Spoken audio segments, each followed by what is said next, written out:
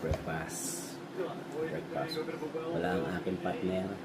Sunday morning and eat breakfast. Pinay, partner in crime. Wala. Sa kapatid ko, ako lang muna ngayon. Kain muna ako solo. Kaya po, hindi sa kanya pwede rito muna. Oh, noodles.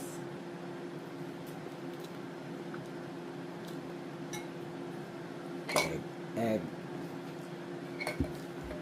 Pandesal. Coffee. I want black.